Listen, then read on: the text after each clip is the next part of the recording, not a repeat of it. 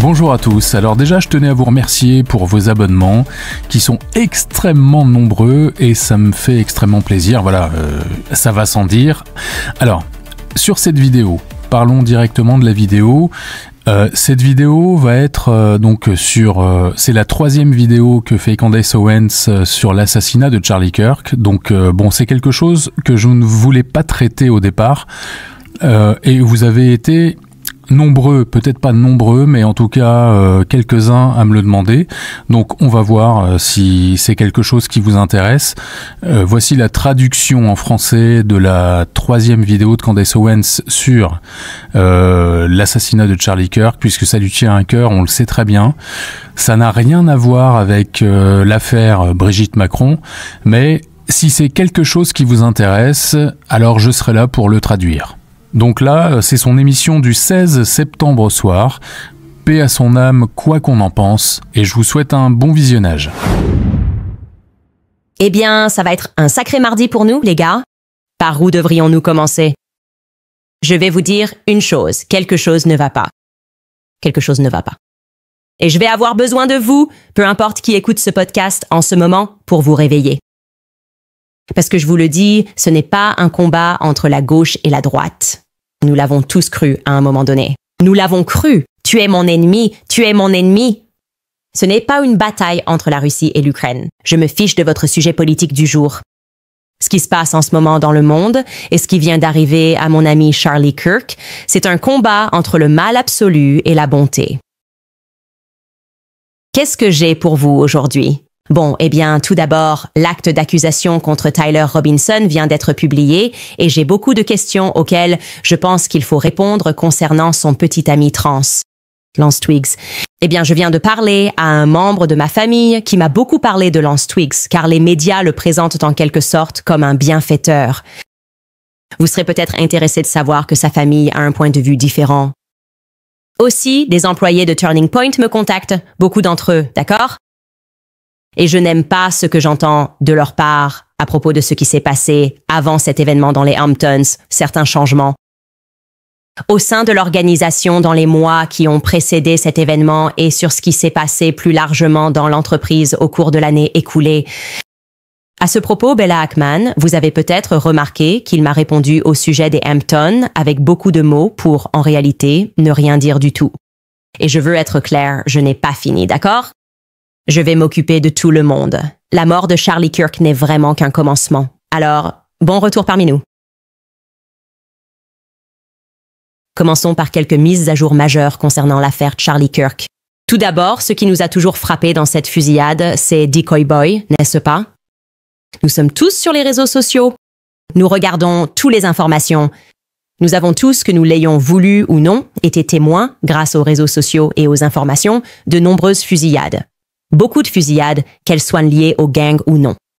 Et je dois dire, je ne sais pas si je suis le seul, mais jamais de toute ma vie, je n'ai vu une situation où une fusillade a lieu, et puis quelqu'un qui n'a absolument rien à voir avec la fusillade se lève, saute partout en disant qu'il l'a fait, et se fait arrêter pour avoir dit qu'il l'a fait, sous-entendant qu'il l'a commise. Eh bien, pour une raison ou une autre, George Zinn, qui est un homme de 71 ans, a été poussé à faire cela, n'est-ce pas? Immédiatement. Charlie Kirk se fait tirer dessus. Soudain, l'homme de 71 ans se lève et crée ce qui est manifestement une sorte de diversion. D'accord, nous avons des yeux, nous pouvons voir que ce n'est pas normal. Il crée une diversion. Alors regardons simplement cet extrait où on l'arrête après la fusillade. Le bon domaine, s'il...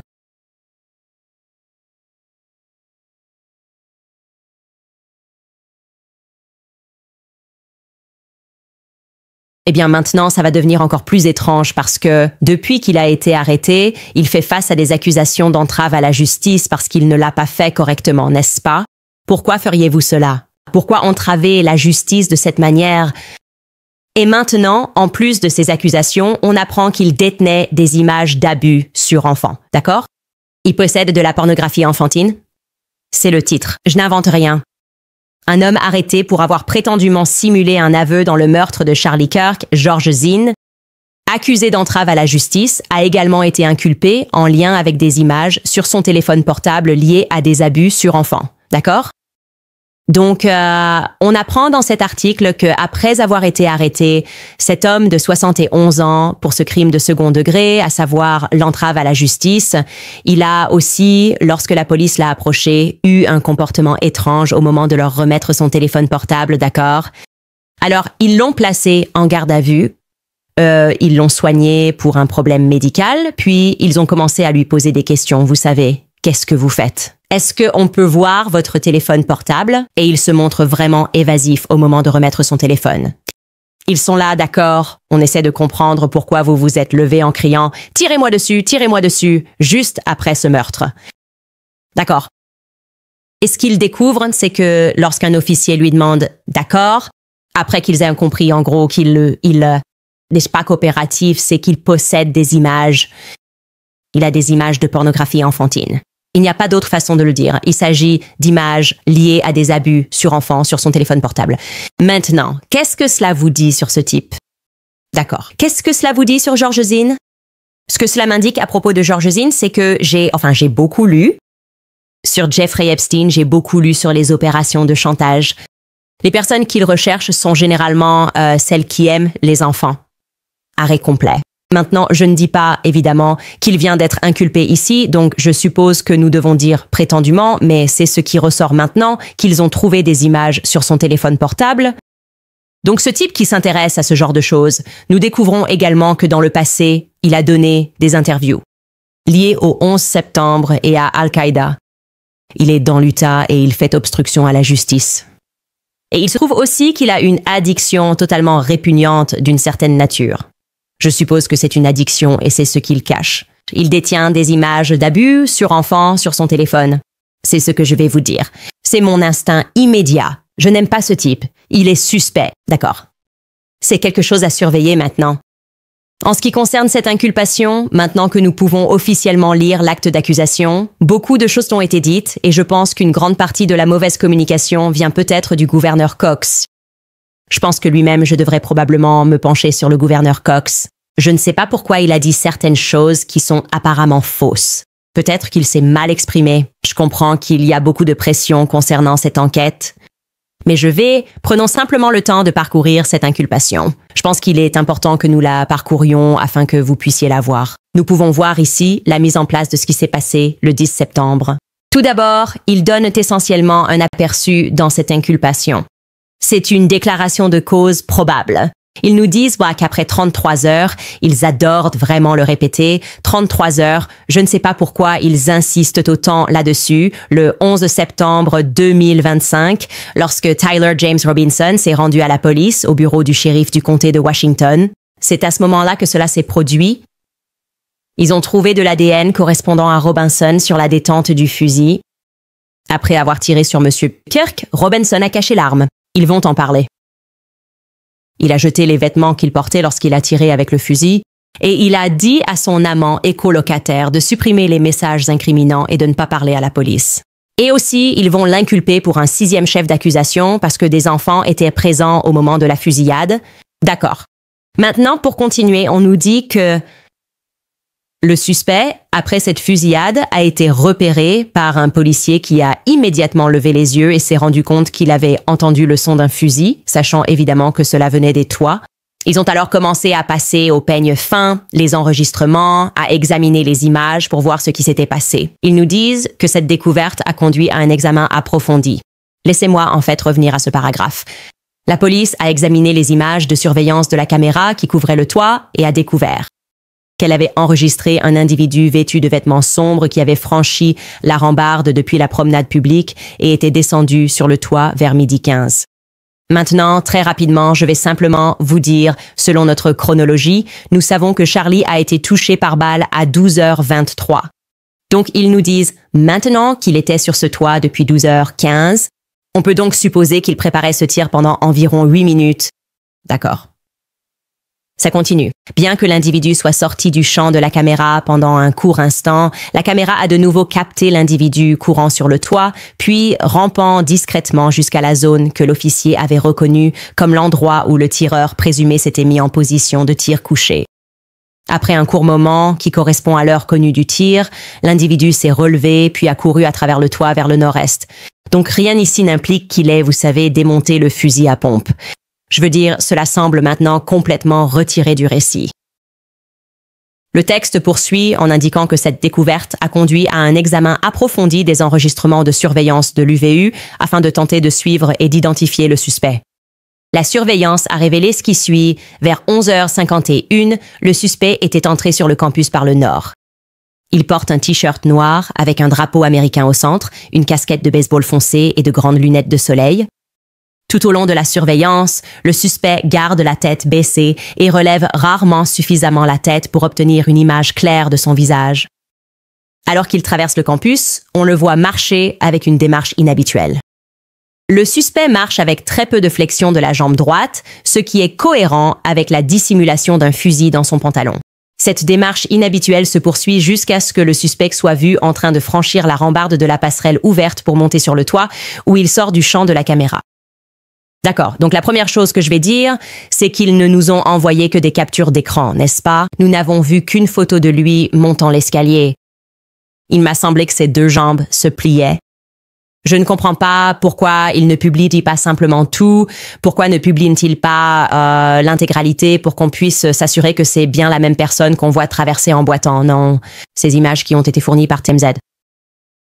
De plus, vous remarquerez qu'à aucun moment dans cet acte d'accusation, au fur et à mesure que nous avançons, ils ne vont mentionner ce dont le gouverneur Cox a parlé. D'abord, il est arrivé dans une tenue différente. Rappelez-vous, le gouverneur Cox a dit qu'il portait un short clair et un t-shirt bordeaux. L'implication ici étant que peut-être il est venu pour repérer les lieux, pour vérifier les choses. Au début, c'est lui, mais ensuite il revient avec la tenue noire. Ceci est absent de l'acte d'accusation et je me demande pourquoi. Quelle est l'explication à cela? Cela en ferait partie si vous étiez en train de repérer la fusillade. Maintenant, ils disent simplement « Passons au type qui porte du noir et nous n'allons pas vous montrer d'image. Nous allons vous dire que c'est lui et vous pouvez supposer qu'il laisse monter lentement cet escalier en cachant son visage. » D'accord. Ensuite, il nous est dit qu'une caméra capture plus tard le suspect alors qu'il court sur le toit, prend position pour tirer, puis immédiatement après le coup de feu, on sait qu'il traverse en courant en portant un objet dont la forme correspond à celle d'un fusil. Le suspect est ensuite vu en train de descendre du toit. Il semble laisser tomber l'objet qu'il portait en touchant le sol lors d'une chute contrôlée. Il ramasse ensuite l'objet et court vers l'extrémité nord-est du campus. Cela nous indique comment ils ont ensuite élargi leur enquête sur la scène de crime. Ils ont suivi son chemin de fuite jusqu'à l'extrémité nord-est du campus, où ils pensent que le suspect a quitté le campus et est entré dans une zone boisée. Dans cette zone boisée, les enquêteurs ont trouvé un fusil à verrou enveloppé dans une serviette. Donc, encore une fois, il n'y a pas eu de démontage. Il est enveloppé dans une serviette. On peut supposer que c'est ainsi qu'il l'a dissimulé pendant qu'il courait. Le fusil contenait une cartouche tirée et 3 cartouches non tirées. Ceci était cohérent avec les faits. Les agents. Observé au moment de la fusillade et immédiatement après, aucune douille n'a été retrouvée sur le toit, ce qui suggère une arme à verrou plutôt qu'une arme semi-automatique, et une seule cartouche a été tirée. D'accord. Ensuite, ils nous disent ce qui était réellement inscrit, et ce sont essentiellement des mèmes. Et Fascist Catch est écrit sur une cartouche. Tu as remarqué la bosse?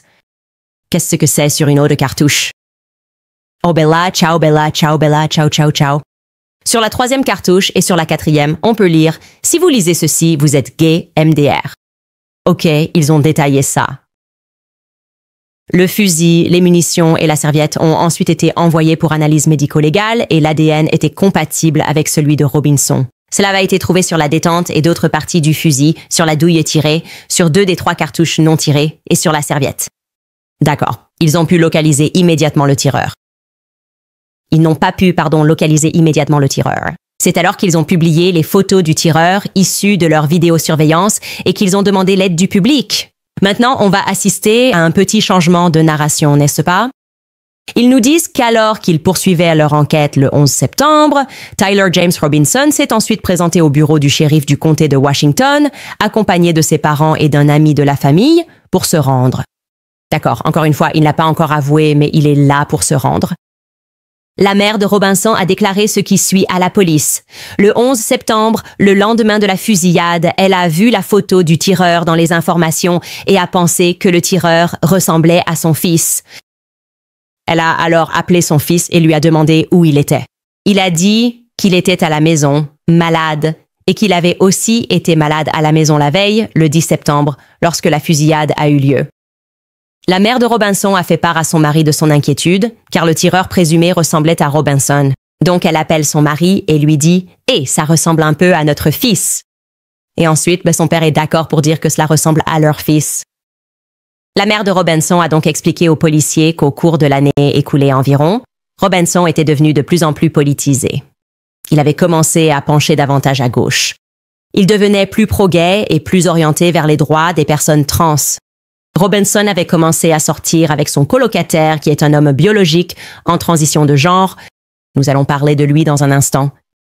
Cela a donné lieu à plusieurs discussions avec des membres de la famille, mais surtout entre Robinson et son père, qui ont des opinions politiques très différentes, voire opposées. Lors d'une conversation avant la fusillade, Robinson a mentionné que Charlie Kirk organiserait cet événement à l'UVU, ce que Robinson a qualifié de lieu stupide pour l'événement. Robinson a accusé Kirk de propager la haine. Le père de Robinson a rapporté que lorsque sa femme lui a montré l'image de surveillance d'un tireur présumé diffusée dans les actualités, il a reconnu que cela ressemblait à leur fils. Il pensait également que le fusil que la police soupçonnait d'avoir été utilisé par le tireur correspondait à un fusil qui avait été offert à son fils en cadeau. En conséquence, il a alors contacté son fils et lui a demandé d'envoyer une photo du fusil qui lui avait été offert. Robinson n'a pas répondu à cela. Cependant, le père de Robinson a parlé au téléphone avec Tyler à ce moment-là, et Tyler a laissé entendre qu'il envisageait de mettre fin à ses jours. Ses parents ont alors réussi à le convaincre de les retrouver chez eux pour ne pas faire cela. Et alors qu'ils discutèrent de la situation, Robinson a laissé entendre est le terme qu'ils utilisent ici, qu'il était le tireur et a déclaré qu'il ne pouvait pas aller en prison et qu'il voulait simplement en finir. Lorsqu'on lui a demandé pourquoi il avait fait cela, Robinson a expliqué qu'il y avait trop de mal et que ce type, Charlie Kirk, propageait trop de haine.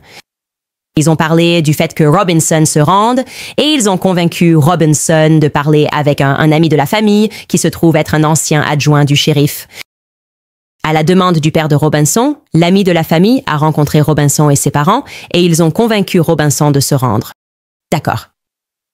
Encore une fois, il n'a pas avoué, mais il s'est rendu.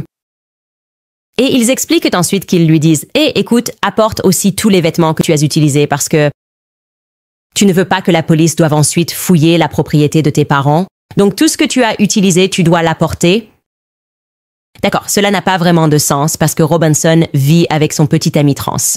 Mais apparemment, Robinson répond qu'à ce moment-là, il avait jeté des vêtements dans un autre endroit. Donc ils enquêtent là-dessus. D'accord, nous arrivons à la partie sur le colocataire. Je trouve ça très intéressant et je vais vous expliquer pourquoi. J'ai reçu beaucoup de témoignages. J'ai eu beaucoup de conversations avec des personnes qui connaissaient ces deux individus. Quand je dis les deux, je parle de Tyler Robinson qui est inculpé, mais aussi de son petit ami qui n'a pas été inculpé. Et la conversation que j'ai est que les camarades de classe de Tyler et le quartier sont très choqués que Tyler soit avant tout impliqué dans tout ça. Alors tout de suite, ils m'ont dit, c'est hors de question que ce type porte ça. La même tenue qu'il y a 33 heures car il était très soigné. Il était plutôt réservé, mais il travaillait de ses mains et c'était une bonne personne. Il n'y avait aucun signe ici. Pour eux, cela leur apparaît comme une très bonne famille et il y avait certains récits qui circulaient et qui n'avaient aucun sens pour eux. Ils n'arrivaient pas à les comprendre en ce qui concernait Tyler Robinson. D'accord. Et ils disent qu'il n'y a aucune chance ils ne disent pas qu'il n'aurait pas pu être impliqué. Je veux vraiment être très très clair. Je ne crois pas que Tyler Robinson ait été impliqué sur la base de ses preuves, mais plutôt qu'il est impossible qu'il ait agi seul, que cela devait forcément faire partie d'un complot plus vaste. D'accord.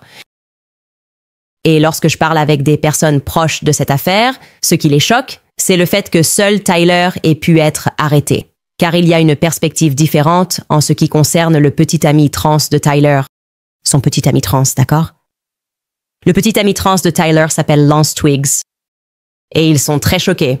En fait, les personnes qui sont intimement impliquées dans la situation disent « Nous pensions qu'il allait forcément être inculpé parce que apparemment, et encore une fois, je précise, prétendument, il aurait été arrêté ou emmené le même jour. » Maintenant, le récit médiatique, c'était que ce gars-là a été vraiment coopératif. Il n'avait rien à voir avec quoi que ce soit, d'accord?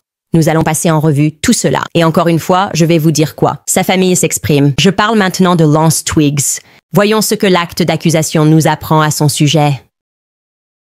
La police a interrogé le colocataire de Robinson, un homme biologique qui entretenait une relation amoureuse avec Robinson.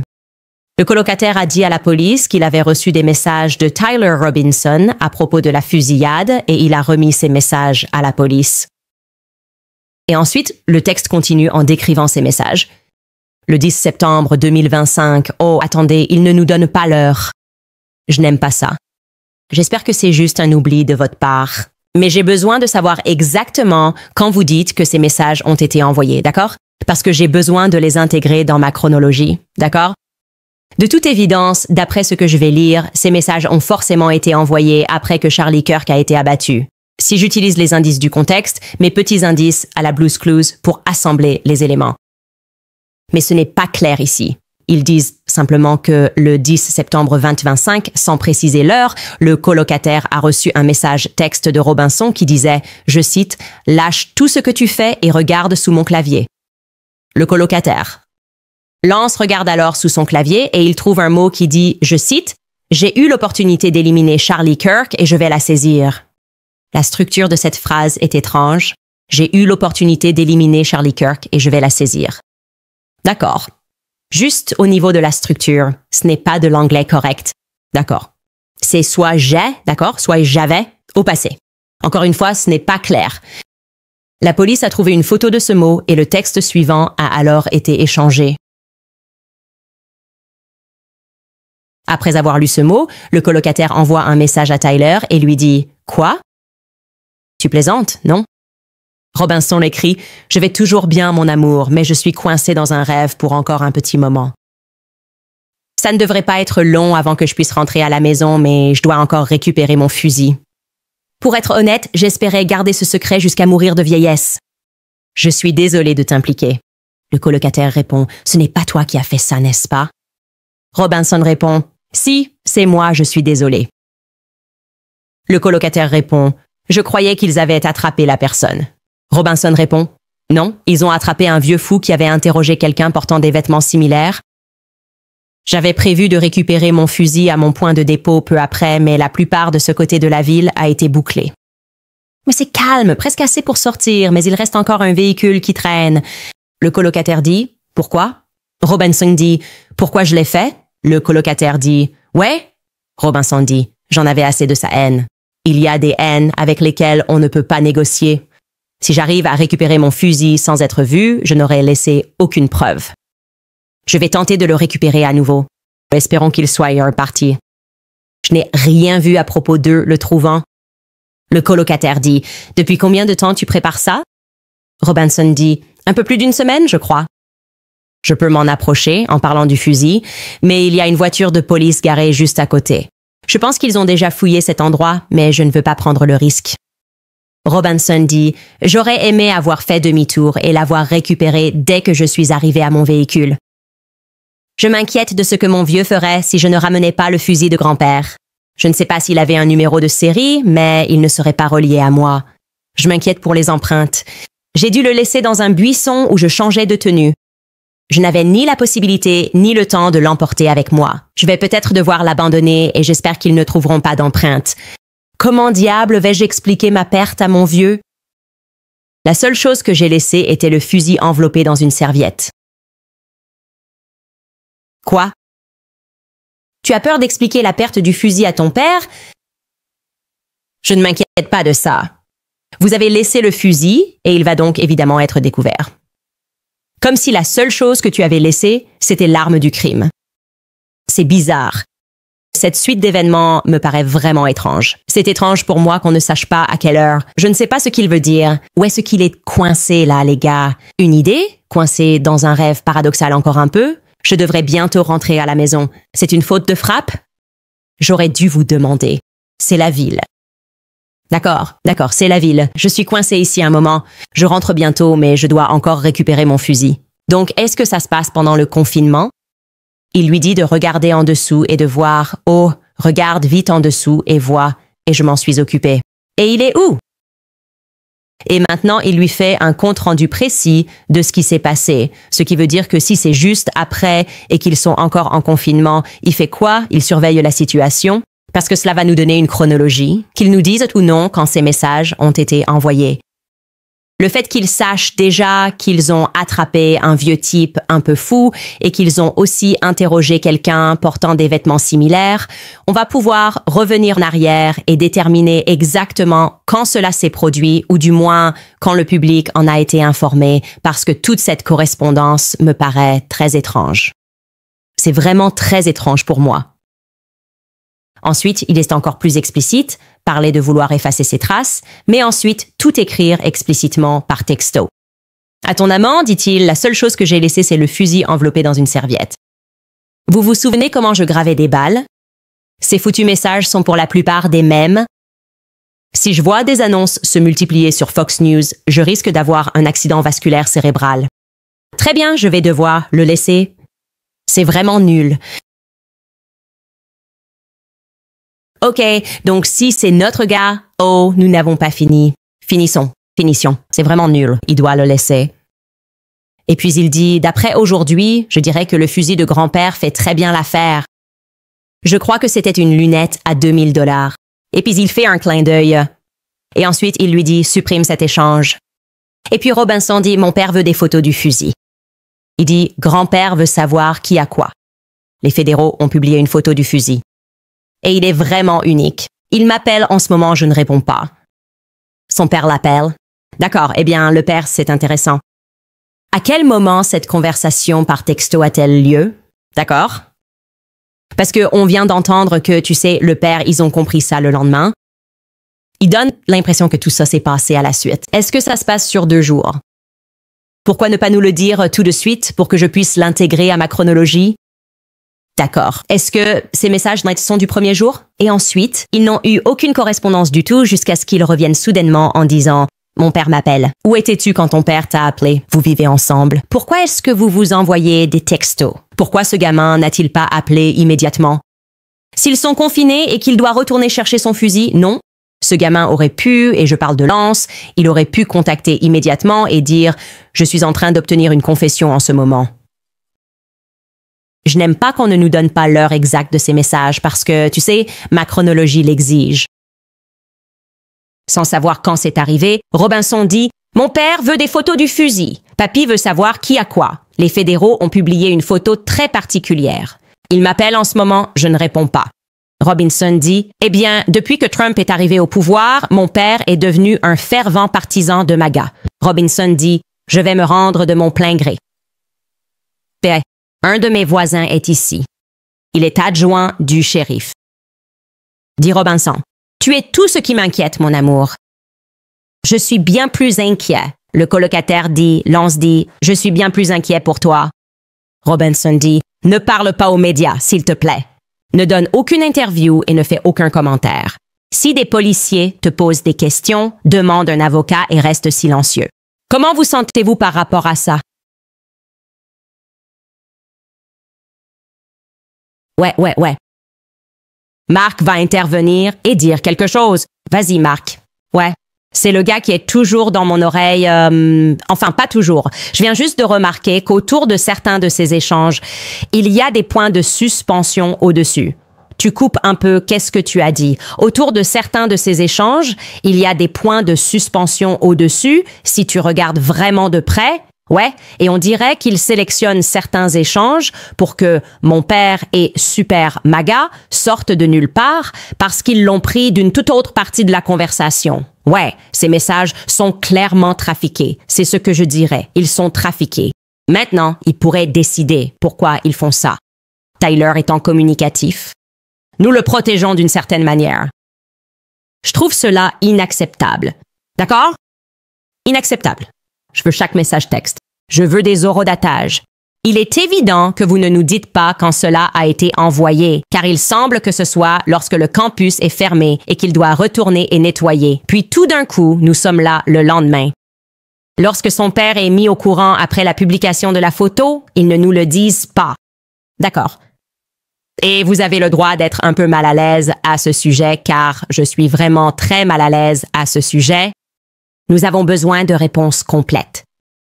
De plus, je trouve cela étrange depuis le début que pour une raison ou une autre, nous n'entendions pas beaucoup parler de ce Lance, à part qu'il a été extrêmement coopératif. Il a transmis ses messages. Je ne le suis pas. Je n'insinue pas que Lance était impliqué. J'insinue simplement qu'il est étrange qu'on n'entende pas plus parler de lui, non? Tu es en train de me dire qu'il vivait avec ce type.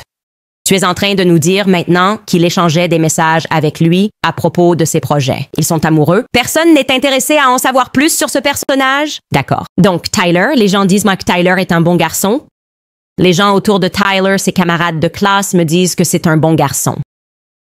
Alors, je vais dans notre boîte à suggestions et il s'avère qu'en fait, la famille de Lance Twiggs a essayé de me contacter pendant le week-end. Évidemment, j'étais dans un état très affecté et je n'étais pas prêt à accepter que Charlie Kirk n'était plus de ce monde. D'accord. Et je me rends compte qu'ils me disent, tu sais, nous voulons te parler. Et il y a plus d'un membre de la famille qui a pris contact parce que nous avons confiance en toi et pas dans les médias. Bien, ça me va. Il me semble que c'est vraiment une très bonne famille. Ils sont absolument horrifiés par ce qui s'est passé. Et ils sont tout aussi perplexes par le fait qu'il n'y ait pas plus d'informations sur la personne avec qui ils vivaient, surtout parce que ce qu'ils m'ont dit, et je peux vous le révéler en exclusivité, c'est que la maison dans laquelle Tyler Robinson vivait avec Lance leur appartient. Tyler Robinson leur paie un loyer, d'accord? Donc, ils connaissent Lance, évidemment, et je vais nuancer cela avec un prétendument. Ce n'est pas prétendument que ce sont ces membres de la famille qui me donnent ces détails, mais c'est bien sûr, vous savez, prétendument ce qu'ils disent. Et ainsi, nous pouvons entendre les deux versions. D'accord. Je vais sortir mes notes parce que j'ai pris des notes concernant Lance, car je veux tout savoir. D'accord. Lance, ils nous ont dit qu'il est allé vivre chez ses proches. Donc, il n'est plus dans la maison avec sa mère et son père. Encore une fois, prétendument, ses parents l'ont mis à la porte en première, junior year, du lycée parce qu'il posait problème. Il avait simplement des problèmes. Et à ce moment-là, quand ils l'ont mis dehors, ce n'était pas exactement, selon ce qu'ils disent, légal de leur part de faire cela. Mais encore une fois, il est allé vivre chez des proches et il a des problèmes. Ils disent qu'il aurait beaucoup de problèmes avec l'alcool et qu'à Noël, il y a environ 3 ans, il a failli faire une overdose. Il a bu une bouteille de vodka. Ils me disent qu'ils étaient là. Ils étaient présents à ce moment-là. Et la peur a commencé à se répandre quant à savoir si même la famille serait capable de s'occuper de lui à cause des problèmes qu'il avait. D'accord, il obtient son diplôme de fin d'études secondaires. Et puis, en gros, la famille élargie dit « Nous ne pouvons pas te garder chez nous à cause de ton comportement. » Tout juste ce dimanche de Pâques, ils me disent qu'il s'est présenté sous l'emprise de drogue. Et il débitait des propos politiques à tout va. Et à ce stade, ils ont estimé qu'il ne pouvait pas être autour des enfants, qu'il était devenu de plus en plus radical, de plus en plus dangereux et qu'il était tout simplement hors de contrôle. Ils disent qu'ils sont mécontents que les médias le présentent de cette façon, comme s'il était juste un gars doux ou une personne qui était simplement en transition. Il n'y a rien de problématique. Il n'y a pas de provocation. Et ils n'achètent pas cette histoire, d'accord? La famille de Lance me dit qu'elle ne croit pas à la version actuelle et qu'elle pense que plus de personnes sont impliquées. Tout d'abord, ils disent qu'on devrait pouvoir obtenir beaucoup d'informations à partir de ces appareils parce qu'il était, selon eux, sur le Deep Web. D'accord? C'est une personne qui est très présente sur Internet. Ils ont dit qu'il était assez reclus, qu'il était toujours sur ses appareils, toujours sur le web et qu'il devrait donc y avoir plus d'informations provenant de là. Il a eu 22 ans, m'ont-ils dit, en août dernier, et il était, comme je l'ai dit, très impliqué dans ces histoires de dark web. J'ai demandé ce qu'il faisait comme travail, comment ils arrivaient même à vous payer le loyer. Et ils m'ont dit qu'il faisait de la plomberie avec quelqu'un d'autre de la famille. Ils nous ont dit que Tyler et lui vivaient ensemble depuis au moins 1 an, qu'ils n'avaient pas rencontré Tyler, malgré le fait que Lance avait voulu organiser cette rencontre, que tous les deux, ce couple, Tyler et Lance, vivaient dans cette maison de ville appartenant à la famille de Lance et que Tyler payait un loyer à Lance. Et Lance, bien sûr, leur reversait ensuite ce paiement. J'avais alors interrogé les membres de la famille à propos d'une autre rumeur persistante qui arrive dans ma boîte de réception, selon laquelle des personnes du quartier disent avoir remarqué un trafic inhabituel. Et ce membre de la famille m'a dit, oui, nous entendons exactement la même chose, qu'ils allaient approfondir ce récit. Mais il y avait effectivement un trafic inhabituel, beaucoup de voitures qui ont été vues à l'extérieur dans les jours précédant la fusillade ou la semaine précédant la fusillade. Je vais clarifier cette chronologie pour vous et être très précis, car je vais déterminer exactement quand cela s'est produit. Mais dans les jours précédant la fusillade, il y avait un trafic inhabituel dans l'allée où vivaient Tyler Robinson et Lance. Des voitures qui n'étaient pas reconnues dans le quartier. Ce n'était pas un couple qui recevait du monde. Ce n'est pas comme s'ils s'attendaient à ce qu'ils organisent des fêtes et donc d'autres personnes disent que c'est quelque chose qui les a frappés comme étant étrange. Il y avait un trafic inhabituel à cette maison dans les semaines précédant cette fusillade et encore une fois, je vais affiner cette chronologie pour expliquer exactement pourquoi. Et je suis allé voir des gens pour obtenir des preuves à ce sujet. Mais apparemment, il y avait beaucoup de plaques d'immatriculation différentes et cela a donc provoqué un petit remue-ménage dans le quartier car d'autres personnes ne pouvaient pas garer leur voiture à cause du nombre de personnes présentes dans cette maison. Un trafic inhabituel. Encore une fois, nous examinons de près ce récit. Nous examinons tout le monde parce que si je ne me sens pas à l'aise avec ce que nous entendons, d'accord? Et la famille de Lance Twiggs ne se sent pas non plus à l'aise avec ce que nous entendons. Et nous avons Decoy Boy, qui apparemment est impliqué dans des affaires assez profondes sur Internet. Je dirais que c'est une façon juste de le décrire. Decoy Boy, d'accord, George Zinn. Il y a plus de personnes impliquées. C'est ce que je vais vous dire, les gars. Il y a clairement plus de personnes impliquées, d'accord? Cela me semble être une conspiration. Et est-ce que je suis émotionnellement investi dans cela? Oui? Quelqu'un t'a dit quelque chose. Tu es instable. Ouais. Vous savez quoi? Tu as raison. J'ai été déstabilisé en voyant Charlie Kirk recevoir une balle dans le cou, puis en étant manipulé et en ne lui disant rien à voir ici. Nous avons des gens tout autour de lui qui racontent de petits mensonges. Je n'aime pas ça. D'accord. Ça ne me paraît pas clair. J'ai besoin d'horodatage. Si vous voulez être transparent, soyez transparent. Je ne dis pas que tu es malhonnête, que tu as ces messages textes. Je dis que j'en ai besoin dans ma chronologie. D'accord? Et c'est juste bizarre que tu donnes des heures exactes pour certaines choses. Et puis soudain, t'es là genre, tu sais quoi? On n'a plus besoin d'être précis. On peut extrapoler pour raconter au public une histoire. Le public n'a pas besoin d'un récit. Nous avons besoin de chaque détail. De chaque détail plausible si on veut un jour retrouver la moindre confiance dans les autorités dans un monde post-Epstein. D'accord. On vit dans un monde post-Epstein. Ça ne passe pas avec nous. Ce n'est pas ça, les gars. J'ai encore des choses à vous dire. Je vais le faire. Je suppose que d'abord, passons quelques pubs et ensuite, on va parler de Bill Ackman. Je ne sais même pas comment le décrire. C'est juste une excuse ou une réponse qui part dans tous les sens à notre épisode d'hier, qui en réalité ne disait rien. Et il y a encore plus de gens qui nous contactent, des personnes qui étaient à l'événement, des personnes qui étaient à Charlie Point USA.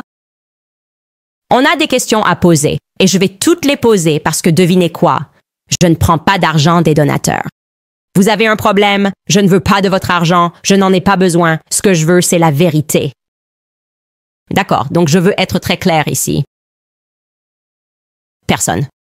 Et je veux dire absolument personne en dehors de mon mari et Erika Kirk n'a le pouvoir de me faire taire en ce moment. C'est tout, 2 personnes. Si vous voulez faire appel, il faut aller les voir, d'accord?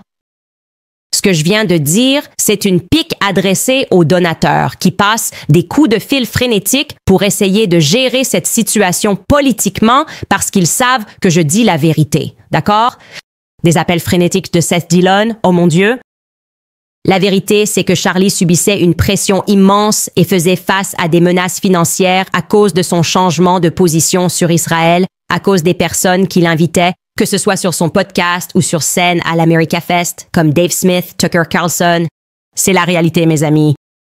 Encore une fois, je veux que ces gens sachent que votre argent ne signifie rien pour moi. J'y ai déjà dit non. C'est pour ça que je ne tiens pas à faire partie de ces cercles. Faites de moi une persona non grata. Je sais ce que j'ai fait de mal. Je vous ai regardé en face et j'ai refusé votre argent. D'accord. Ne me poussez pas à bout ou je donnerai d'autres noms. Ce qui se passe dans les Hamptons ne restera pas dans les Hamptons. D'accord. Amenez notre affiche de film. Je sais ce que vous avez fait cet été. D'accord. Il faut aussi ajouter le visage de Josh Hammer sur cette affiche parce que soudainement, tout le monde parle. Alors, préparons-nous pour d'autres faits incontestables. D'accord. Les personnes qui étaient présentes à cela. La soirée du week-end à laquelle Aaron Wexler a envoyé certaines invitations, il confirme que Charlie a subi des pressions. C'était un week-end sur plusieurs jours, mais tous disent que oui, à chaque instant, Charlie faisait face à des pressions, à des questions de la part de Seth Dillon. Il n'y a aucun moyen de contourner cette vérité. Il n'était pas satisfait de sa position modifiée. J'ai un témoignage de première main selon lequel, le premier jour de la retraite, où il y a eu de plus petites réunions, puis la retraite elle-même, Charlie a fait une présentation et il a expliqué qu'il trouvait injuste de ne pas pouvoir critiquer publiquement Israël. Apparemment, il a donné un exemple en disant que si, et encore une fois, on improvise ici, mais quelque chose comme, Charlie a dit, si je tweetais, je pense que Bibi Netanyahou devrait démissionner. Qu'il serait alors injustement attaqué, et Seth Dillon, apparemment, est alors intervenu et a eu un échange assez agressif avec lui en disant quelque chose comme « oui, parce que ce serait antisémite ». J'ai entendu dire qu'après le départ de Charlie, Josh Hammer était contrarié. Je sais pertinemment que Josh Hammer faisait partie du groupe qui l'assaillait au sujet des personnes qui l'invitaient à ses conférences. Je le sais de source sûre. Donc, si tu veux contester cela, Josh Hammer, et publier tes messages pour faire croire que tu étais juste, détendu, solidaire et que tu faisais des pouces en l'air, super. Je t'invite sur cette plateforme, d'accord? Tu as littéralement le droit de t'asseoir à côté de moi et de dire « ce n'est pas la réalité ». Et voici comment tout s'est passé. Quand j'étais le plus grand soutien et que je me fichais de savoir qui il invitait, même si je me suis fait démolir lors d'un débat par Dave Smith sur sa scène, ça ne me posait aucun problème. J'adore la liberté d'expression. C'est incroyable, d'accord? Je t'offre ma plateforme pour le faire et je ne suis pas là. Je ne suis pas là pour salir qui que ce soit, d'accord? J'ai besoin de réponses. Et je n'aime pas le fait que des gens racontent de petits mensonges et déforment les choses, d'accord? Maintenant, comme je l'ai dit à plusieurs reprises, ce que je révèle ici est une réponse à ce que je considère comme une grave déformation de la part de Bébé et de son écho ici en Amérique, dont je dirais que Josh Hammer et Seth Dillon font partie. D'accord. Je n'attaque en aucun cas ce récit et ne l'associe pas aux événements qui ont eu lieu sur le campus de l'Utah, mais je n'aime pas les petits mensonges. Alors attaquons cette piste. D'accord. Attaquons cette piste car il n'y a aucune raison pour que Bébé ait menti. Comme je l'ai dit à plusieurs reprises, nous avons parlé de Bill Ackman. Beaucoup hier, j'ai parlé de Bibi Netanyahou, de l'appel téléphonique, du genre de voyage du type « Voulez-vous venir en Israël ?» qui, pour moi, d'après mon expérience, a été une menace de dentelle lorsque je sortais de la réserve d'Israël en posant des questions parfaitement sensées. J'ai reçu ce genre d'invitation de gens qui disaient « Une fois que vous parlez à cette personne, vous verrez des choses. » Quoi qu'il en soit, Bill Ackman répond à l'épisode d'hier. D'accord. Et je l'ai. Attendez. En fait, moi, j'ai imprimé ça. Laisse-moi le trouver. D'accord.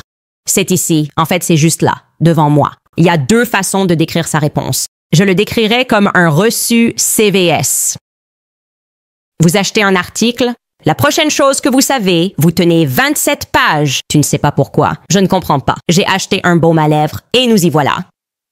On peut aussi le décrire comme une recette en ligne. Ça a l'air bon. Recette en ligne de Lucille. J'ai envie de faire ces latkes. Mais d'abord, le chef Maison Ackman doit d'abord te raconter comment cette recette lui rappelle la maison de sa bubby et cette Hanouka qu'ils ont passée en Israël et que tous les enfants adorent ça. Et tu te dis, mec, combien de tasses de pommes de terre râpées?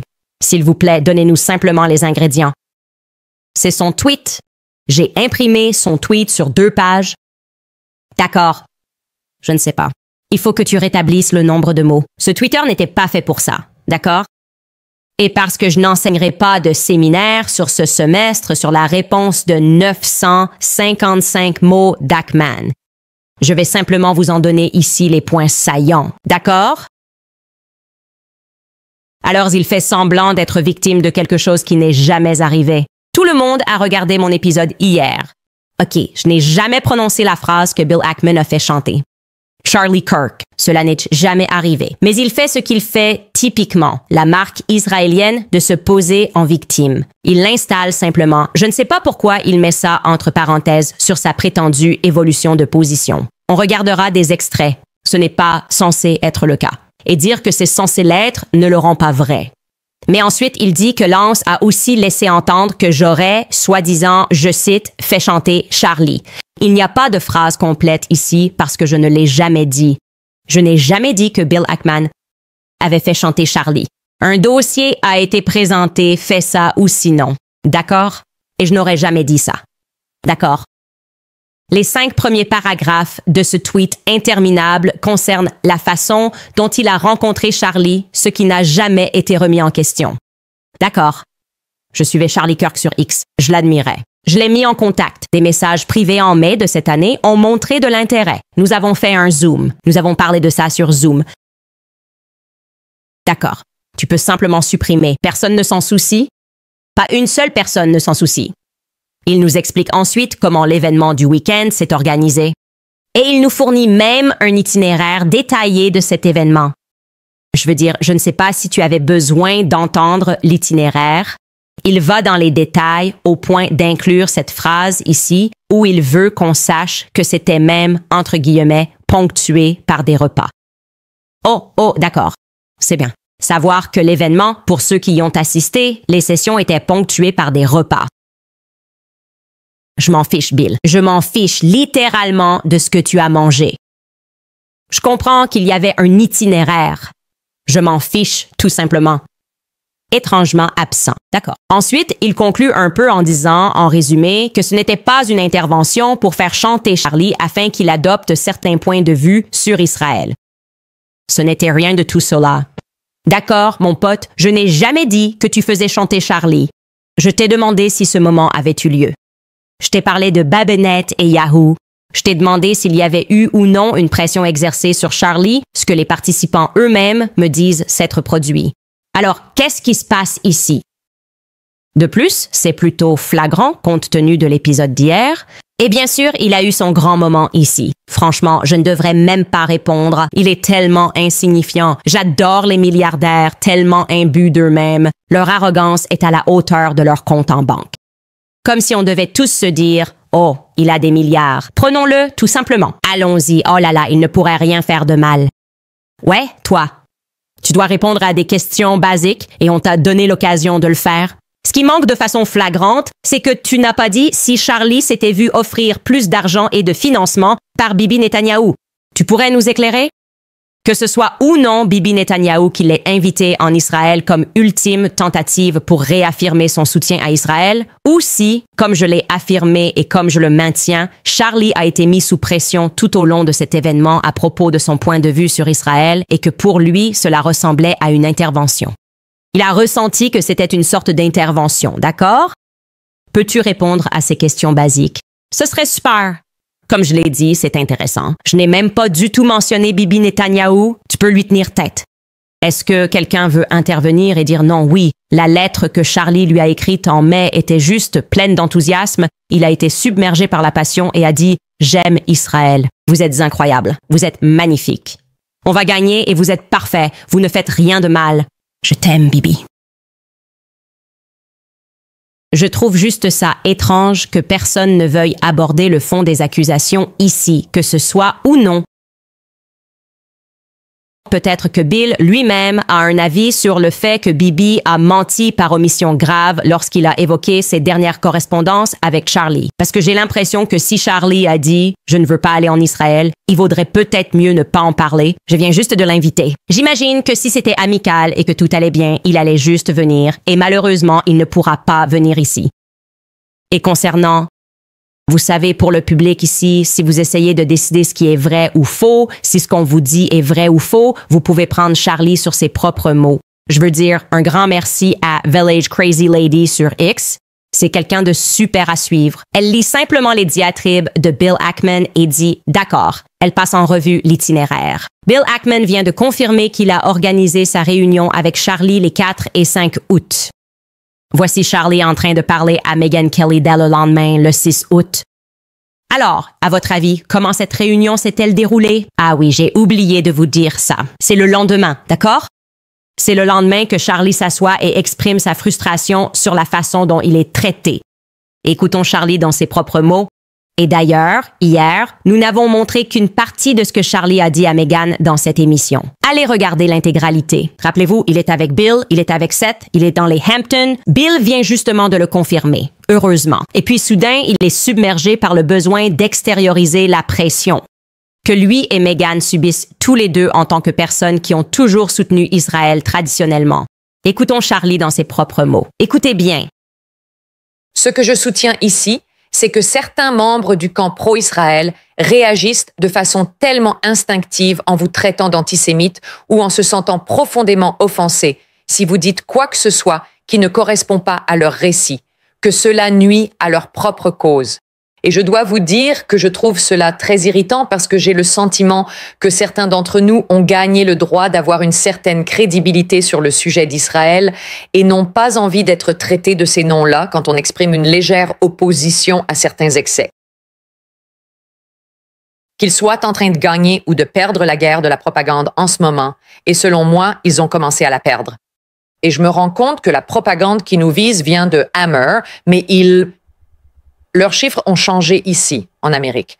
Leur opinion n'a pas tellement changé chez les républicains, un peu chez les républicains, mais elle a complètement basculé chez les démocrates et chez les indépendants. Ils sont passés d'un taux d'approbation à 2 chiffres élevés à des chiffres à un seul chiffre maintenant. Et aussi, en ce qui concerne, toi et moi avons spéculé à ce sujet lors de l'événement Turning Point sur la possibilité que Jeffrey Epstein ait peut-être été un agent ou un atout du Mossad ou qu'il ait eu des liens avec eux. On m'a aussi retourné ça contre moi en disant que je devais être antisémite. C'est quoi ce délire? C'est vraiment n'importe quoi. Ce sont les mêmes personnes qui disent que l'on peut critiquer Israël, que c'est acceptable. On ne vous traitera pas d'antisémite si vous critiquez Israël. Mais ils se retournent aussitôt et vous traitent d'antisémite rien que pour avoir soulevé la question. Je rejette totalement cette idée. Et j'ai soulevé ce point en guise de réponse à mes amis de ce côté-là de l'échiquier politique. Il faut faire attention parce que tu ne veux pas aliéner des gens qui sont ouvertement tes amis en devenant complètement extrême dans ta répression de la moindre critique, même modérée, sur tout ce qui concerne Israël. À toi maintenant. Je suis vraiment content que tu aies abordé ce sujet. Et je te rejoins complètement là-dessus. Megyn, je pense que j'ai un CV irréprochable en matière de défense d'Israël, que ce soit sur le campus, sur les réseaux sociaux, et cela m'a valu, disons-le, beaucoup de moqueries et de mépris parfois, non? Parce que j'y crois. N'est-ce pas? Je crois au droit foncier scripturaire accordé à Israël. Je crois à l'accomplissement des prophéties. Et encore une fois, je ne suis pas théologien, mais je suis chrétien. Ma vie a changé en Israël. L'énergie spirituelle là-bas est incroyable. Je veux qu'il gagne. Je l'ai dit à plusieurs reprises. Et pourtant, Megyn, tu touches à quelque chose de très fort et important. Maintenant, laissez-moi d'abord dire que je ne veux pas juger tout un groupe, car il y a eu beaucoup de personnes dans le monde pro-Israël qui ont été très gentilles, très aimables, très nuancées, très Charlie. Tu sais, tu es avec nous. Tu n'as pas besoin d'être d'accord tout le temps. Cependant, et je le dis, le comportement de beaucoup, aussi bien en privé qu'en public, pousse des gens comme toi et moi à nous éloigner. Ce n'est pas comme si on allait devenir pro-Hamas. Non. Mais honnêtement, on se dit, la façon dont vous me traitez est tellement répugnante. J'ai des messages, Megyn, où on me traite d'antisémite. J'apprends l'hébreu biblique et j'écris un livre sur le Shabbat. J'honore le Shabbat, littéralement le sabbat juif. Je me bats pour Israël. Un article vient de sortir dans le Times of Israel, je le lisais juste avant de venir. Charlie, qu'est-ce que tu fais? Pourquoi tu fais ça? Qu'est-ce que je fais? Je suis désolé. Écoute, prenons juste un peu de recul ici. Je peux te dire tout de suite que l'énergie qui se dégage de lui, l'énergie qui se dégage de Meghan, c'est exactement là où j'étais il y a 2 ans. D'accord, j'y suis déjà passée. Tu ne peux même pas me mentir. Tu ne peux même pas essayer de me mentir sur ce qui émane d'eux. J'étais quelqu'un qui a passé sa vie politique, à défendre Israël. Ça ne signifiait pas vraiment grand-chose pour moi. Ça semblait être, tu sais, un bon argument en surface pour qu'on les soutienne. C'est la seule démocratie au Moyen-Orient, ce qui est faux. Mais bon, qui ça intéresse? J'étais juste pro-Amérique et je voulais me concentrer sur BLM et améliorer la situation des Noirs américains. Et puis c'est arrivé. J'ai dit une chose et soudain, c'était comme s'ils se mettaient tous en rang. C'est comme l'agent Smith. D'accord. C'est comme l'agent Smith dans Matrix. Combien peuvent-ils être à dire exactement la même chose? Et ensuite, ils te font du gaslighting. Ils te font croire que tu es fou parce qu'ils disent « Pourquoi tu ne comprends pas pourquoi ce que tu as fait est vraiment mal? » Je me souviens de ça. Je me souviens du tweet. J'ai dit « Aucune personne. Aucune nation, nulle part dans le monde, n'a le droit de commettre un génocide. » Et soudain, je recevais des messages de gens, Dave Robinson, je m'en souviens. J'étais là, qu'est-ce que tu voulais dire par là? Et il m'envoyait des textos. C'est comme, on peut t'aider. Vous pouvez m'aider à quoi? J'ai dit quelque chose qui avait du sens. Ça ne devrait offenser personne. Le génocide, ce n'est pas cool. Est-ce que quelque chose a changé? Où est-ce que j'étais? C'est quand tu l'as tweeté. Et genre, t'aurais pu être plus clair? T'aurais dû ajouter qu'Israël ne ferait jamais ça. Je suis là, d'accord. Vous êtes complètement fou. Cette déclaration tient. Je faisais référence aux remarques de Brian Mast, mais même si ce n'était pas le cas et que j'avais simplement tweeté que le génocide est toujours mal, ce tweet devrait toujours être juste. Je peux ressentir cette énergie, d'accord? Quand tu ne sais plus vraiment qui sont tes amis, ils commencent à te faire douter de toi. Ils te font croire que tu deviens fou simplement parce que tu as des positions sensées. Et il n'y a pas de juste milieu pour ça, d'accord? Je peux te l'assurer. Soit tu acceptes de te faire donner un coup de pied dans la poitrine, d'accord? Et qu'on te dit de partir. Et puis soudain, ils communiquent tous dans ton dos. Et juste au moment où ils parlent de cet article, quelque chose sort et soudain c'est comme, tu sais, qu'est-ce qui se passe? Ils essaient de te faire croire que tu deviens fou alors que tu dis des choses sensées. Charlie était dans ce moment-là. Il dit qu'il reçoit des messages le traitant d'antisémite. Alors comment peux-tu mentir maintenant et contester cela? Et meilleure question encore, pourquoi mens-tu? Je n'aime pas les petits mensonges. Je suis contactée par beaucoup de gens, des personnes qui me disent qu'à peine 48 heures avant le décès de Charlie, ses principaux donateurs juifs retiraient leur financement, exigeant que Charlie retire leur nom du bâtiment qu'ils avaient offert à Turning Point. Je suppose que je peux deviner de qui il s'agit, combien de personnes auraient pu faire don d'un bâtiment. Et puis, une fois que Charlie a été tué, ils ont dit finalement remets le nom sur le bâtiment, d'accord? Charlie lui-même avait fait allusion à une énorme perte d'argent à venir. Et nous en parlerons davantage. Plus de personnes vont sortir des informations.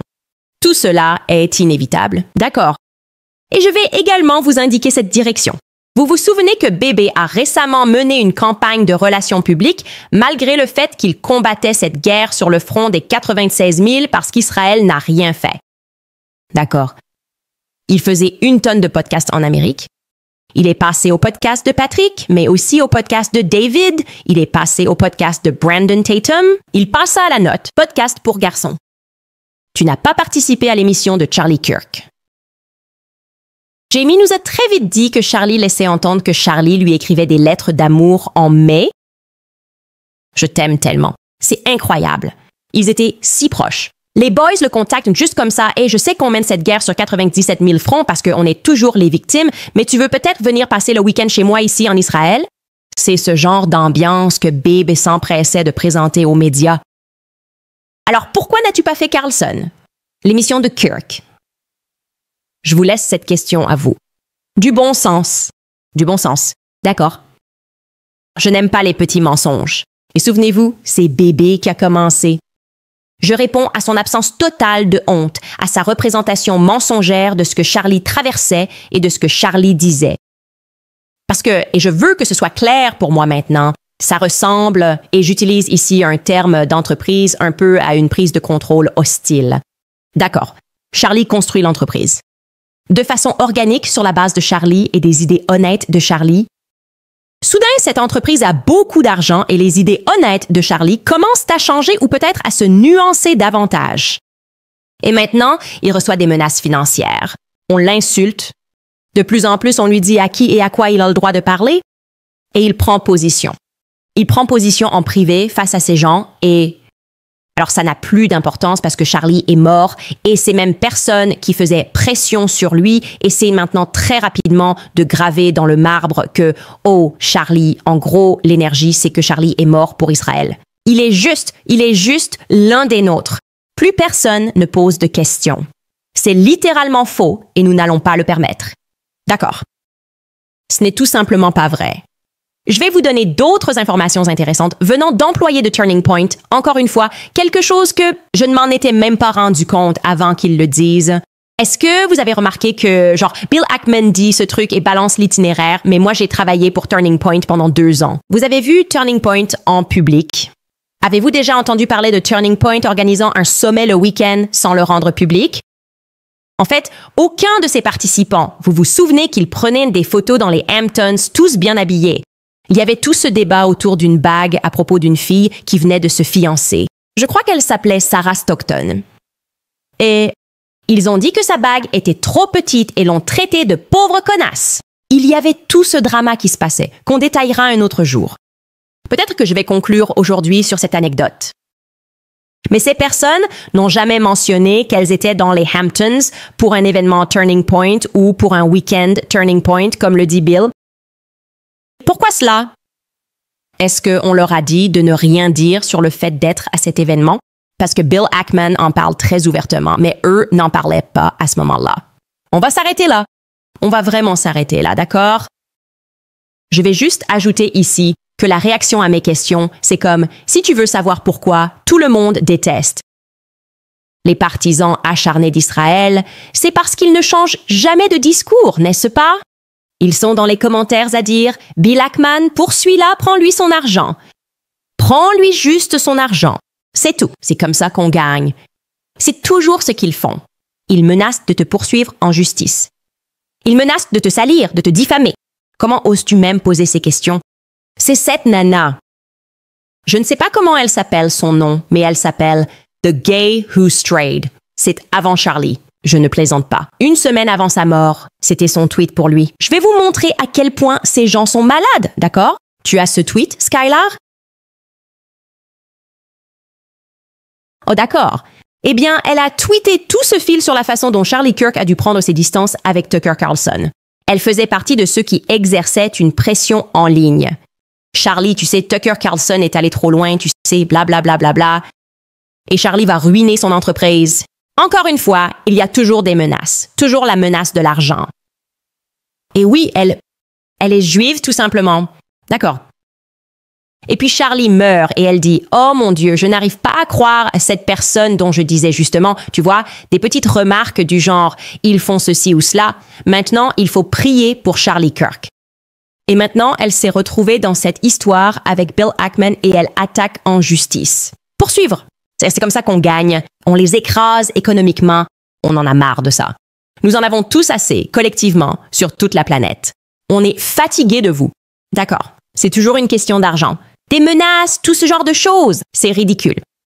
Faites ce qu'on dit ou on va ruiner votre vie. On va appeler tous nos amis et on va commencer à écrire des articles à charge contre vous et on va vous détruire. Faites ce qu'on dit ou on va vous faire annuler. On va faire en sorte que vos sponsors vous lâchent. Faites ce qu'on dit ou on s'assurera que vous soyez virés. On mettra la pression afin que vous ne puissiez plus vivre. Si vous persistez et survivez, on vous poursuivra pour tout ce que vous possédez. Vous êtes nuls, d'accord? On se fiche de votre argent. On en a assez. Cela révèle qui vous êtes, pas qui je suis. La vérité devrait suffire. Je lui ai proposé ma plateforme. Si tu as encore des choses à dire, Bill, des points à clarifier, encore une fois, ma plateforme est à toi. Même si je sais que tu es tellement prétentieux et au-dessus de nous.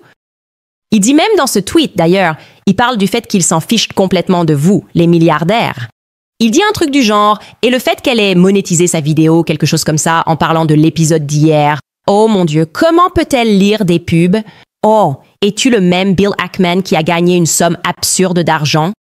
Confiné à cause du COVID, nous ne pouvions travailler. Es-tu le même Bill Ackman qui a transformé ça en milliards? D'accord, j'en ai marre. Personne ne peut gagner d'argent sauf nous.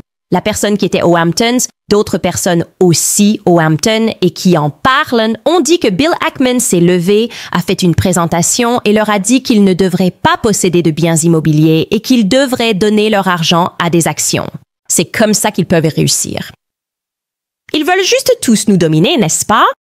Donc, soi-disant, c'est ce qu'il a dit. Bill Ackman, vous pouvez répondre. Avez-vous dit aux gens qu'ils ne devraient pas posséder de biens immobiliers lorsque vous avez fait votre présentation lors de cette désormais fameuse réunion dans les Hamptons qui n'a été rendue publique que parce que je l'ai révélée? Je ne sais pas. Je ne fais que poser des questions. Est-ce qu'on a le droit de faire ça? Vous allez me poursuivre en justice? Vous allez m'écraser? Vous allez tous nous appauvrir? Pourquoi êtes-vous comme ça? C'est ma question. Laura Loom est aussi impliquée. C'est comme ça, je suppose, que Bill gagne le débat. Ils disent « Bill a donné de l'argent ». C'est toujours une question d'argent, tout le temps. Bill Ackman dit qu'il offre $1 million à quiconque a des informations, n'importe quelle information concernant la personne qui a assassiné Charlie Kirk. Et puis, elle m'attaque hier et elle dit « Bill Ackman a donné $1 million, Candice. Qu'est-ce que toi, tu as donné? Qu'est-ce que tu as donné? Je ne sais pas. 2 ans de ma putain de vie à Charlie, à l'aider à construire des choses. Pourquoi tout tourne-t-il autour de l'argent pour toi? Pourquoi penses-tu qu'avoir de l'argent fait de toi une bonne personne? Pourquoi es-tu aussi dépourvu d'âme? Qu'est-ce qui ne va pas chez toi? Tu comprends qu'il y a quelque chose qui ne va pas chez toi spirituellement? Si ton instinct, juste pour que vous sachiez, les gens normaux ne se comportent pas comme ça. Je veux que tu le saches parce que tu pourrais, je ne pense pas que tu reconnaisses tes propres défauts. Quand des gens normaux ont une petite dispute, ils en parlent simplement. D'accord. Donc, si j'ai un désaccord et que je dis « ce n'est pas ce que j'ai fait », je ne dis pas que je vais détruire ta vie. D'accord. Je vais te faire perdre ton travail et je vais te poursuivre en justice. D'accord. C'est une force démoniaque qui vit en toi, mais il faut que tu le saches. Votre instinct financier n'est pas bon. C'est fou. Et tout le monde y prête attention. Répondez aux questions et je publierai la vérité. La fin. Lisez quelques publicités. J'ai dit que je n'allais pas paniquer aujourd'hui. Je l'ai fait. J'ai un peu flippé à la fin. J'essaie de me calmer. Wow, 260 000 personnes regardent ton direct, les gars. C'est incroyable. Cela me fait tellement de bien. Parce que je sais que ce chiffre représente les personnes qui sont en train de se réveiller. Ce n'est ni de gauche ni de droite. Je m'en fiche. Arrêtez d'essayer d'en faire une question trans ou de droite. Tout ce débat-là. Du calme, les gars. Je vous dis que ce n'est pas là où nous devons être en tant que société en ce moment. Nous luttons contre des gens maléfiques qui nous gouvernent et qui impactent les deux camps. D'accord, c'est le signal d'alarme. C'est le signal d'alarme dont nous avons tous besoin en ce moment. Et j'espère que les gens prennent conscience de ce fait. Alors que nous examinons ce qui s'est passé ici, je vais aborder certains de vos commentaires. Je ne suis absolument pas dans le bon document. D'accord. Tout d'abord, nous avons Anna P. Je pense que c'est le premier, non? Je me trompe, Anoupi? D'accord, je ne suis vraiment pas dans le bon document. Je n'ai même pas le bon document ouvert. Donnez-moi juste une seconde. Non, tout va bien. C'est cool. Je peux simplement revenir en arrière. Je regarde juste la chronologie pour une raison quelconque parce que je lisais ses notes. D'accord. Tout d'abord, dans les commentaires, nous avons Jenna V qui écrit « Merci de dire la vérité. Repose en paix, Charlie. Merci beaucoup pour votre soutien. » Larissa écrit « Je prie pour que tu sois protégé tout au long de cette enquête. Chaque fois que l'ennemi essaie de lever la main contre toi, il est détourné au nom de Jésus. Allons au fond de la corruption. » Oui, c'est ce que nous faisons. C'est le cas. C'est le cas. Nous n'allons pas lâcher cette affaire. Alma Coronado écrit « Je vous envoie de l'amour depuis Douglas, en Arizona. Je vous renvoie aussi de l'amour et merci pour ce don. Merci à tous ceux qui sont allés sur mon site et ont acheté une casquette, une de nos casquettes CIA, ont acheté un T-shirt et nous ont soutenus parce qu'ils vont tous nous poursuivre en justice. Nous allons vous poursuivre en justice jusqu'à ce que vous acceptiez, menacer de vous poursuivre, impliquer des avocats et nous allons vous écraser parce que nous sommes de bonnes personnes.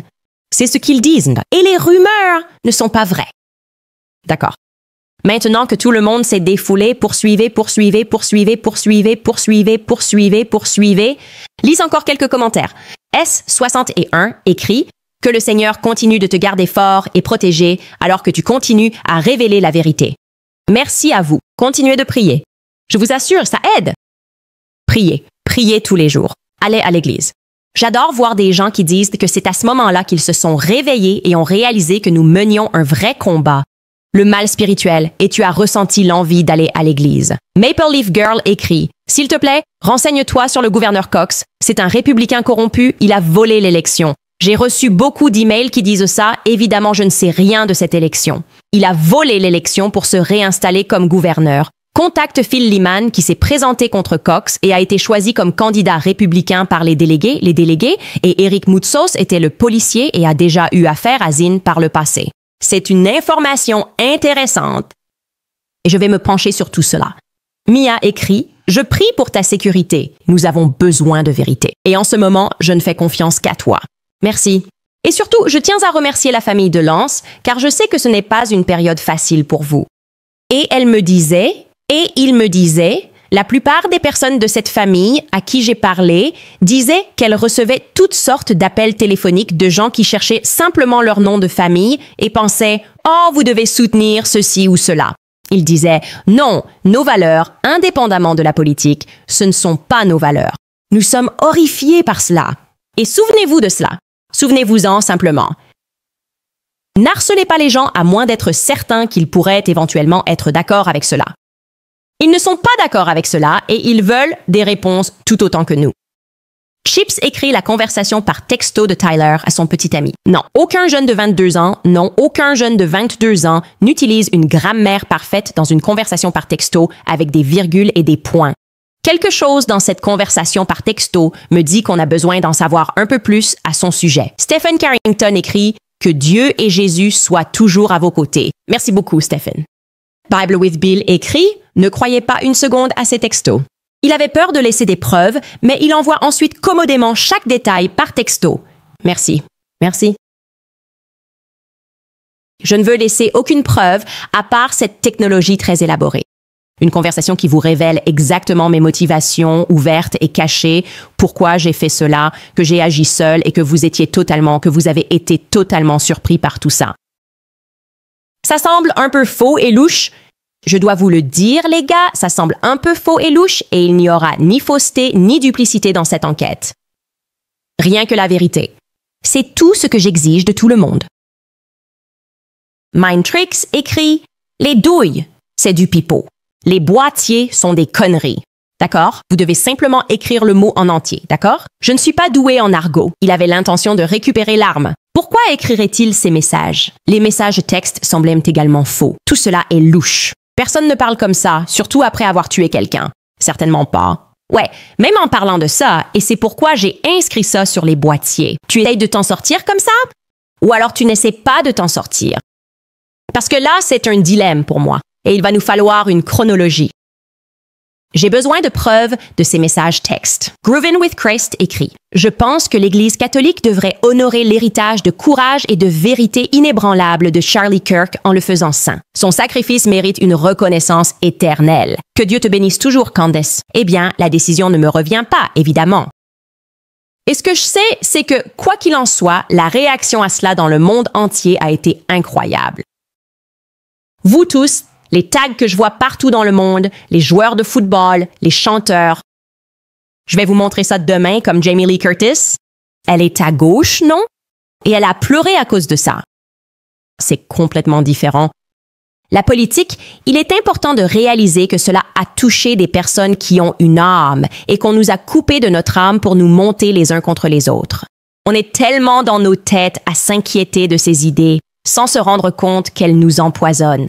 Et je le dis au sens physique, mais plus encore, spirituellement, nous combattons de vrais démons. Et si tu es à gauche, tu n'es pas mon ennemi. Si tu t'es laissé prendre par des idéologies, moi aussi je l'ai fait, d'accord? J'en suis sorti de l'autre côté. Nous devons maintenant nous retrouver au milieu. Et nous devons regarder le vrai mal qui nous gouverne, d'accord? Et je pense que c'est un excellent endroit pour s'arrêter. Oh, nous avons encore 2 commentaires ici. Lucie écrit « Nous t'aimons, Candice. Nous te soutenons hier, aujourd'hui, demain et pour toujours. Merci beaucoup, Lucie Carrington. » Et Brian écrit « Je t'aime, Candice, depuis l'Arabie Saoudite. Merci. Tu es mon animal totem. Que Dieu te bénisse, te protège, toi et ta famille. Merci d'être la source de la raison. Tu as tout à fait raison. C'est le bien contre le mal. Et je veux aussi dire une chose. Nous sommes plus nombreux qu'eux. C'était une phrase de Charlie Kirk. Il m'a dit « Quelle est la seule chose que toutes les civilisations esclavagistes ont eue depuis le début de l'humanité et qu'ont-elles en commun, pardon? » Et la réponse, c'est qu'il y a toujours eu plus d'esclaves que de maîtres, ce qui est quelque chose à méditer. Nous sommes plus nombreux qu'eux. Et je pense que c'est pour ça qu'ils paniquent, parce que nous commençons à nous réveiller. On se retrouve demain, les amis.